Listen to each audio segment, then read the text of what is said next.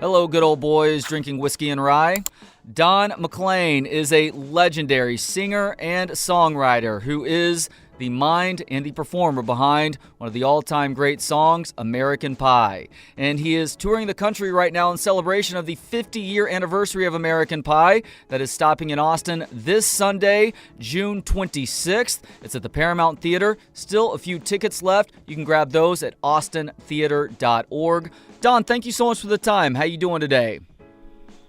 Well, I'm just doing very, very well. Thank you for asking. It's my pleasure, Don. So myself and a lot of other people are excited that you are including Austin in this 50th anniversary of American Pie tour that has taken you all around the country up to this point. First off, before we get into the specifics of the tour itself, have you spent any time in Austin? And if so, what are your impressions of this place? I love Austin. I played there before. I also did my TV special there,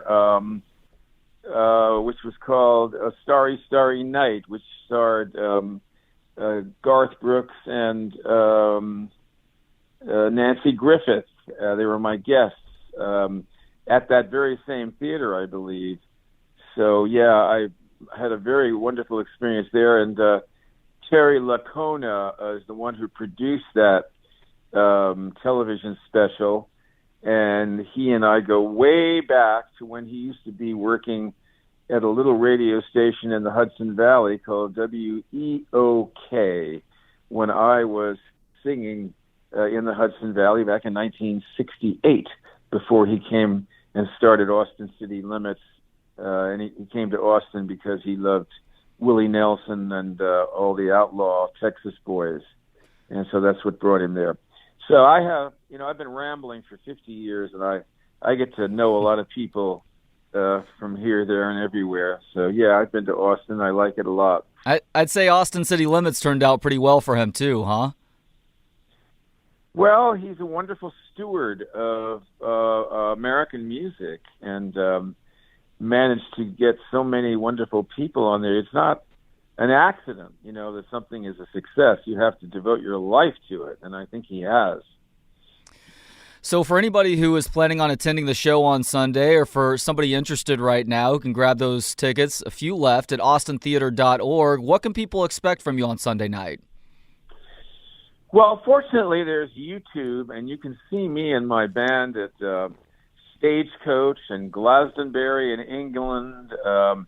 We are a rock and roll group, and when we rock and roll, we rock hard. But I also sing with the piano and sit down and do intimate things with the guitar, like Empty Chairs or Vincent and I Love You So, things like that. I've got many, many albums out, and I have a YouTube channel now that has over close to 500 tracks, that people know and can hear, and all sorts of other videos and things on there that I've done in these last 2 years. Also, I want to say one thing. There's now a children's book out called American Pie, A Fable, and that is available on Amazon and everywhere books are sold. And today, we just announced the documentary movie, The Day the Music Died, the story of Don McLean's American Pie, which will be on Paramount Plus, and it is a CBS Viacom production.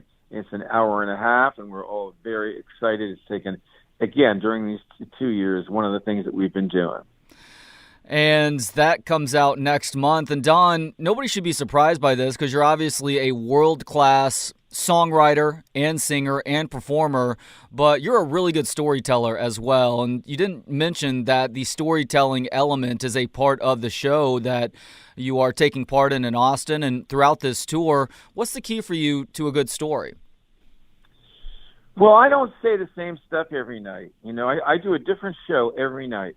I have never in 50 years done the same series of songs more than once.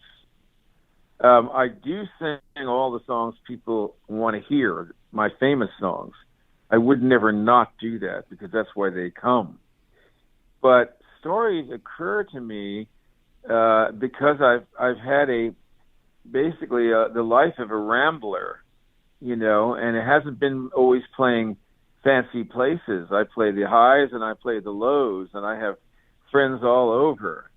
and I've met people of every kind and seen everything. Traveling this country like I have, I've seen Main Street in these towns all across the country. I don't just see the big cities, and I've seen the big cities. And I know a little bit about economics because I went to college for it. And I'm seeing now the fallout from printing $4 or $5 trillion in 2 years just to basically keep the economy going, because the economy had to be shut down in order to save the human race pretty much from this horrible pandemic. So, we're now going to pay the second chapter of what we're going to have to pay on this pandemic is coming down the line, and you're going to see it in these small towns on Main Street and in the big cities with the homeless problem and all the rest of this terrible stuff that's happening to people. So many people are so close to being in the car with their children. I mean, it's awful. And I wish the churches, the Catholic Church and the Protestant churches, would get together and help these people, because you're going to need so much of it soon. And they are God's people. These are the people that Christ talked about, the people who have nothing, the needy people. And these churches should be doing something, because the government doesn't. We even have a liberal government now. They're not saying a word about this. They don't. They're more interested in gas prices, which of course they should be. No, as a matter of fact, California, which is a state that you currently live in, I believe, and is one of the more liberal states in the U.S., has really turned a blind eye, especially in Los Angeles and San Francisco, to the homelessness issue, and that's only exacerbated things, It's going to get so much worse so soon. These interest rates are going to go sky high so fast, because if the Fed is in the news and everybody wants to, is seeing this 0.75% hike and saying they're going to do more of these. Oh, Lord, that's going to just, people are going to, and they don't, even the trailer park fees to have a trailer are going to be unable for people to pay those. And this is awful, what's happening. I mean, I feel guilty, actually being as successful as I am at the moment because of everything that's happening to everybody else. And I do have a foundation, which I'm really working for that now in these years of my life, this last phase of my life, I should say, and that is for the Don McLean Foundation. And everything I have is going to go to that. And it's going to give money, and does give money, to soup kitchens and homeless shelters and battered women's shelters and all these kinds of places where, people who aren't so lucky, end up. And it's not that hard to fall through the cracks, and you have a drinking problem, or your wife leaves you and you get depressed and you lose your job, and the next minute you're on the street. It's awful. It is heartbreaking for a lot of people out there. You just mentioned your successes. This current tour is in celebration of the 50-year anniversary of American Pie, which came out in 1971. You actually said that this song, and I guess people can understand this because it's one of the all-time great songs, it changed your life completely when it caught fire, but you actually handled it badly in that moment. Yeah. How did you handle it poorly? Well, I've been thinking about it. Actually the success kind of ruined my talent in a way, because I was really on a very high level of writing, and in terms of what my standards were during the Tapestry and the American Pie and even the Don McLean album, but I think that the attention being paid to me and I don't think there was any pressure. It was just the attention. I felt very uncomfortable. I think that it hurt my songwriting. I never really was the same songwriter after that. I wrote good things. I had successful records, but I didn't have the ability to concentrate as I had before. And well, that's the way it is. I was sensitive, and I was to this stuff, and it was very ugly. I mean, there were a lot of things that happened. I was married at the time, and it caused the divorce to happen, and it caused all sorts of changes in terms of the way people perceived me, and the fact that they even cared at all was the thing that really, I think, shook me up. There was too much attention. I remember Elvis in his simple way. He was the greatest star in the world who had reached everyone on the planet, and still is. He said it's real hard to live up to an image. And I don't think I even had an image, but I understood a little bit about what he was saying. And my God, he was on such a different level. I mean, here we have this year, right? There are two biopics out, one on Marilyn and one on Elvis. Wow, that's a stretch, isn't it? Oh, wow, they need one of those, don't they? Well, it's unnatural for anybody to deal with that much pressure. I mean, you look at any child actor who makes it big, almost all of them without fail end up with massive problems throughout the rest of their lives. But even for adults, it's something that is a difficult thing to grasp. And if I'm hearing you correctly, it sounds like you put a lot of pressure on yourself to try and match the effort that you had with American Pie with everything else that you've done going forward. All that, except you got to remember Ron Howard, who was a wonderful success. True. Coming from that whole thing. And he started when he was like 3. So, but I saw some interviews with poor David Cassidy near the end of his life when he was so clearly so troubled and obviously drinking a great deal. And people were, there was one interview where they just sort of mocked him while he's, in Australia or whatever, some jerk.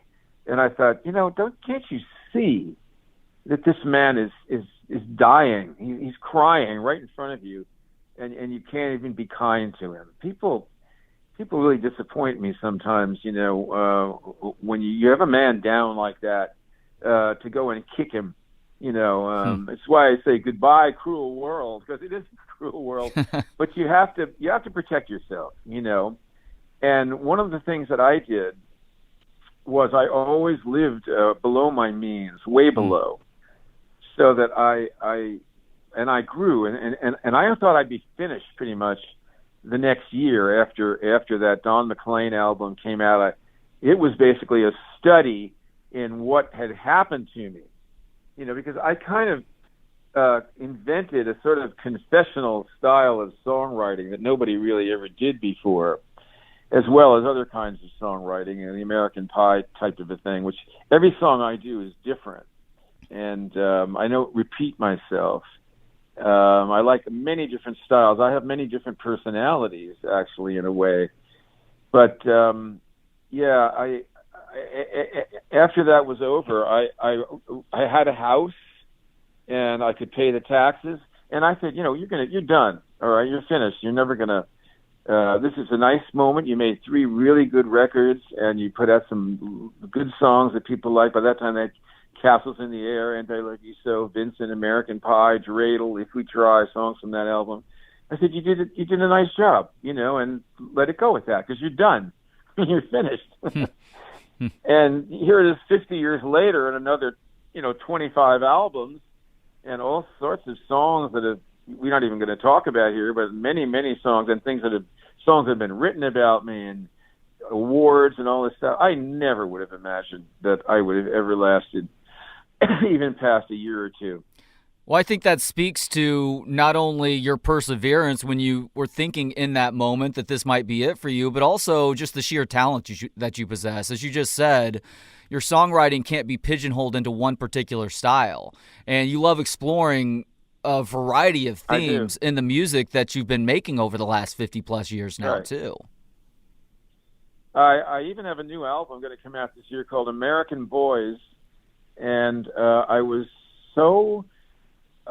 really, I hadn't written songs in a few years, and my guitar player, Vip Vipperman, who wrote the song 1982 for Randy Travis, he writes songs, and he said, Don, I've got a couple of songs here that I haven't been able to do anything with. Maybe you'd like to fool with them. So we ended up writing 6 songs together, and then I wrote another 6 songs. So we've got a dozen new songs on this album, American Boys, and it's funny because it's actually a little bit of it is in this documentary movie, which is been announced today, And we're so excited about that. I mean, that really took 2 years to get this thing done, and it is good. And I think people are going to love it. But, that's the kind of song that's like the Beach Boys song, Do You Remember the Guys That Gave Us Rock and Roll? It's that kind of song, whereas American Pie is a whole different thing. But I never used American in a title in 50 years until this. But, I just... I'm amazed, really, at the love that I've been up and down and sideways in my life, but my guitar, my songs, the love that comes back to me from the audience, the stories that come into the website about how "And I Love You So" was used for this and that wedding, and empty chairs, and American Pie, some little girl would say me and my dad would listen to it. Now my dad's passed away, and, memories. And that's the beautiful thing about music, is that it's not like a statue or a painting or a building, a physical thing. It's a spiritual thing that lives in the minds of people. And you can't tear it down. You can't destroy it. And it connects with so many other activities, that we do in our lives. You look at the amazing songs that the Beatles wrote, and I can probably sing 100 Beatles songs, and so can everybody else, And when Paul McCartney comes to town and he does a big show, you think, God bless him, that he's still around and that he gave us so much, and he deserves 10 times what he's got. So as far as American Pie is concerned, Don, you have never come out and admitted this flat out, at least not that I'm aware of, and in doing research over these last couple of nights, but the Joker in the song is Bob Dylan. It doesn't take Sherlock Holmes to figure that one out. Dylan in 2017, who of course is as big of an a-hole as he is a great songwriter, didn't take too kindly to being called the jester. Excuse me, I said Joker a little bit earlier. Didn't take too kindly to being called the jester. What do you think about his response to that? I don't really care. I never said he was that. I never said he was a jester. In fact, we put a definition of jester in there, and his son, Jacob Dylan, I went to see him, and he is fantastic. He's such a nice person, and he's such a good songwriter and performer. Knocked me out. So my girlfriend loves him. So we sat on his bus and talked, and before we left, he said, "Now, you got to tell me if my dad is the jester." And I said, "Well, I don't remember. I can't really tell you." And then as I left, I said to him, "But he'd make a real good jester, wouldn't he?"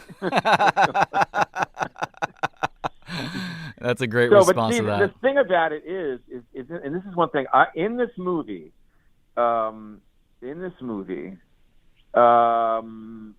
which is The Day the Music Died, the story of Don McLean's American Pie, I pick up the guitar and I start to talk about every single thing that I meant as I was writing, what I was thinking, there's stuff in there that means nothing that I just threw in there. There's stuff in there that means a lot more than people realize in terms of where I was in terms of writing it.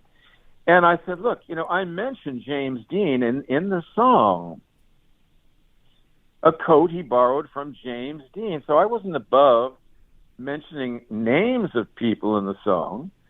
But when I mentioned the king, I say the king had a thorny crown. Only Christ had a thorny crown. So, but you can still see it as Elvis Presley because it can mean several things. So,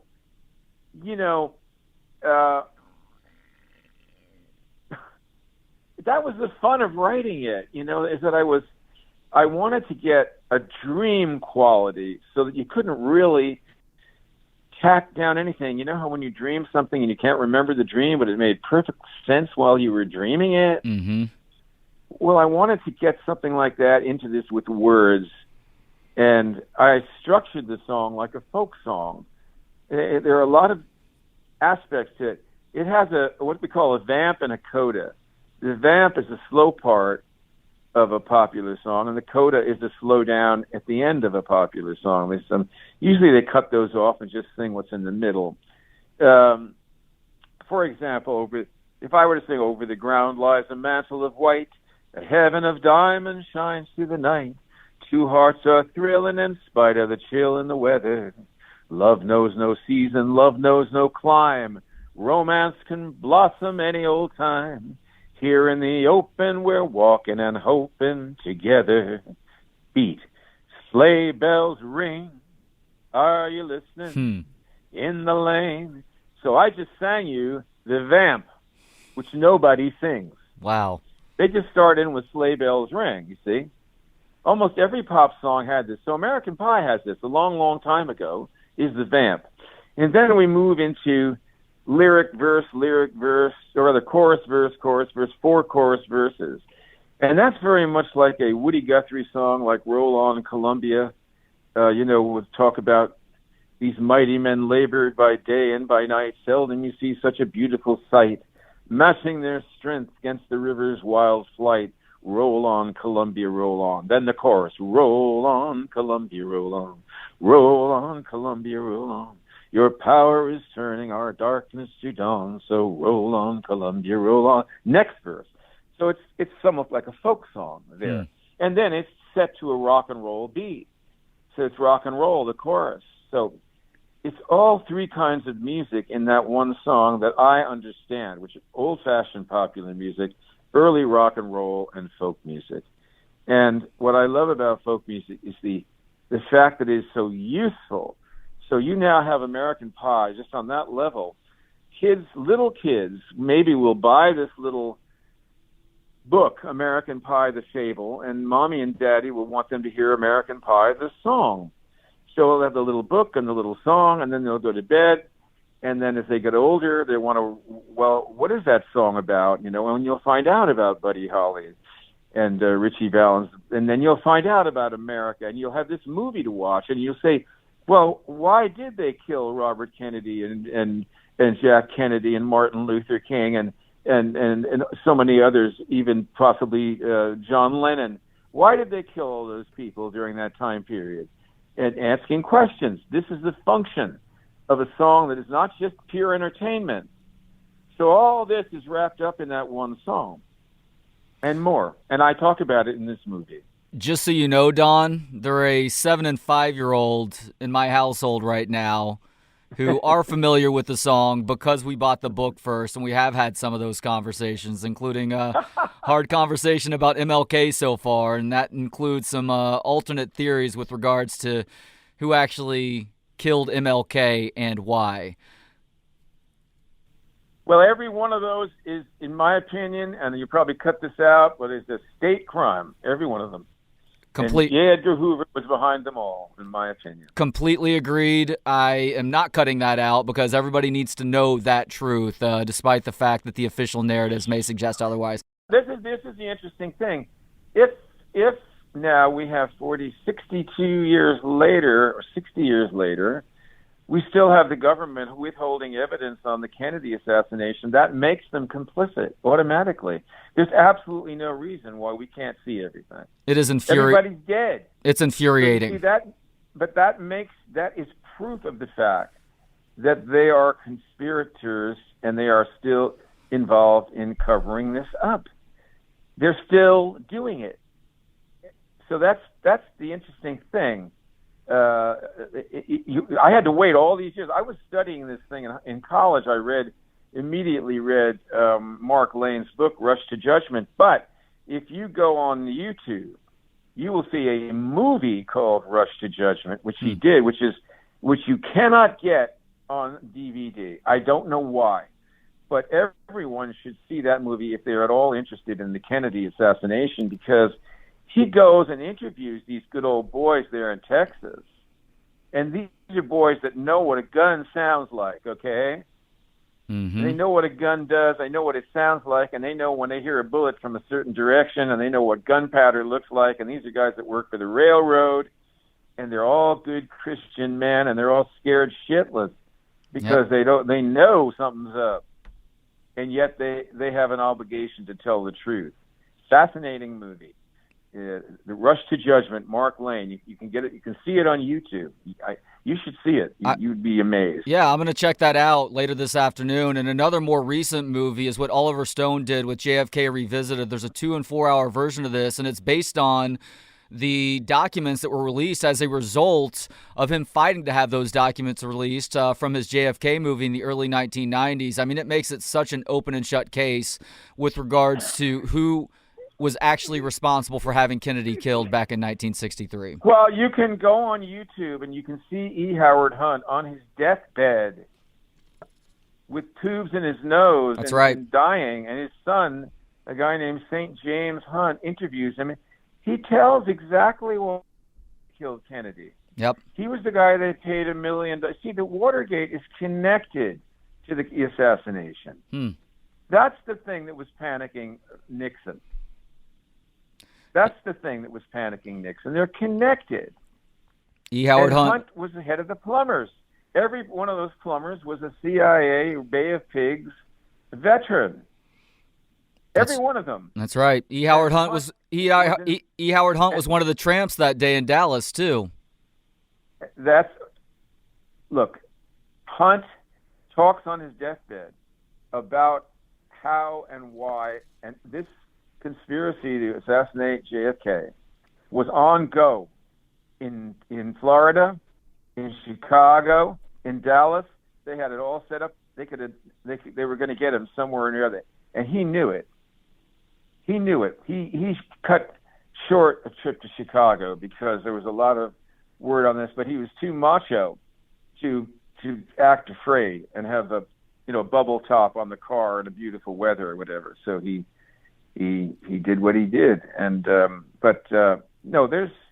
it's been going on for so long, and there's so much humor around the grassy knoll, and all this stuff that people have shut down on it. But actually, the principles involved, this guy E. Howard Hunt, is talking about it on his deathbed. So, the facts are out there, and I really commend Oliver Stone. I would love to meet him and tell him how much I respect him for making that JFK movie, because he got all that stuff that the guy who wrote Crossfire, Jim Morris, who's a Texan, but he is down the line. There are a whole lot of other people that did a lot of research before he came along and put it all in one place pretty accurately.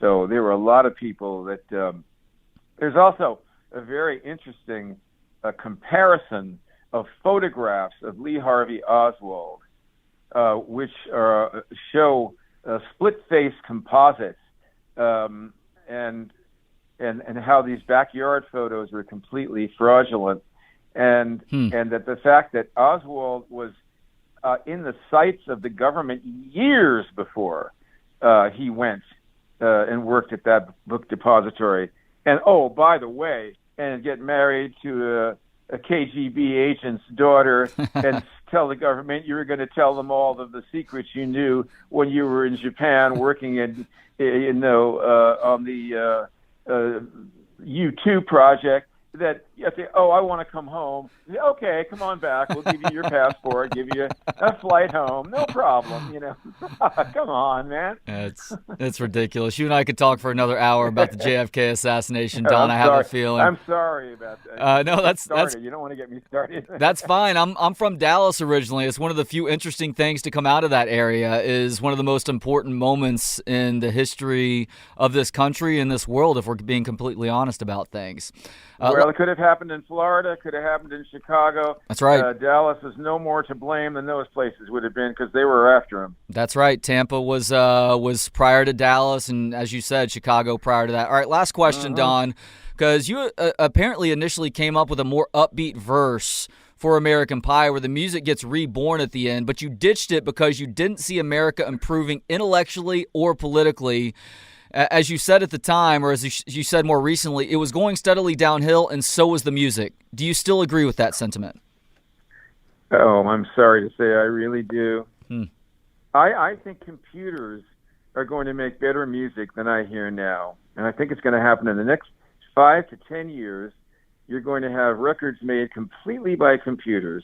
The voice on the computer and the song written is going to be written by the computer, and they're going to take these computers, which are going to get more and more sophisticated, more and more able to collate enormous amounts of information, and you're going to put all the music, the Beatles and Bach and Beethoven and Dylan and whoever else, songwriters, but in this thing, and it's going to come up with amazing stuff.